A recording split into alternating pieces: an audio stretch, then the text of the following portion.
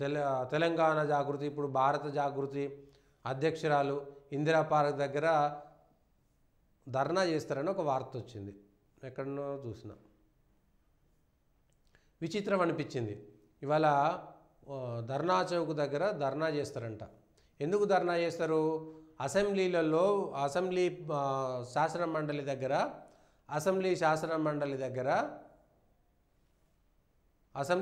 మండలి దగ్గర జ్యోతిరావు పూలేకి సంబంధించినటువంటి విగ్రహం పెట్టాలని, నేను చూసిన కదా,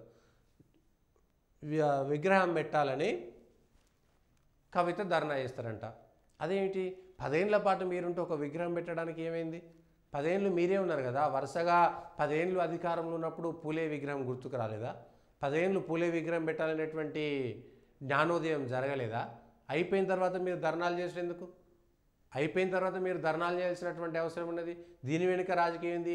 బీసీలు తెలంగాణ బీసీలకు న్యాయం జరగాలి, బీసీల కోసం మేము కొట్లాడతాం, బీసీల హక్కుల కోసం మేము కొట్లాడతామని తెలంగాణ జాగృతి మాట్లాడింది. మొదట తెలంగాణ జాగృతి అధ్యక్షురాలు పదవి నుంచి పక్కకు తప్పుకొని ఒక బీసీకి అక్కడ ఇవ్వండి. దాంట్లో మిగిలిన వాళ్ళు ఎవరు లేకుండా బీసీ, ఎస్సీ, ఎస్టీలే తెలంగాణ జాగృతిలో ఉండేలాగా చూడండి.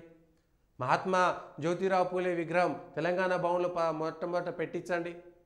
తెలంగాణ భవన్లో పెట్టించండి. మీరు అసెంబ్లీలలో అక్కడ పెట్టించేవారు. 10 ఏళ్ళు అధికారంలో ఉంటారట, 10 ఏళ్ళు పెట్టారట. కానీ ఇప్పుడు మాత్రం పూలే విగ్రహం సడన్గా గుర్తొస్తుందట. ఇది ఎక్కడ అన్యాయం? అధికారంలో ఉన్నప్పుడు బీసీలకు అవకాశం ఇయ్యారట, అధికారంలో ఉన్నప్పుడు ఎంపీ టికెట్లు మీకే ఇస్తారు, మళ్ళీ ఓడిపోయినా కూడా ఎమ్మెల్సీ టికెట్లు మీకే ఇస్తారా?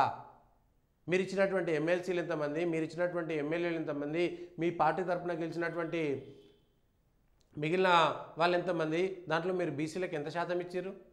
అంటే మీరు అధికారంలో ఉన్నప్పుడు బీసీలకు మంత్రి పదవులు ఇయ్యరు, ఎంపీ టికెట్లు ఇయ్యరు, ఎమ్మెల్యే టికెట్లు ఇయ్యరు, ఎమ్మెల్సీ టికెట్లు ఇయ్యరు, మంత్రి పదవుల్లో సగం ఇయ్యరు, ఏమీ ఇవ్వకుండా ఇప్పుడు మాత్రం అధికారం కోల్పోయిన తర్వాత ఇందిరా పార్క్ దగ్గర ధర్నా చేస్తాం, తెలంగాణ జాగృతి తరఫున బీసీల హక్కుల కోసం పోరాడతాం, మహాత్మా జ్యోతిరావు పూలే విగ్రహం పెట్టమని పోరాటం చేస్తాం.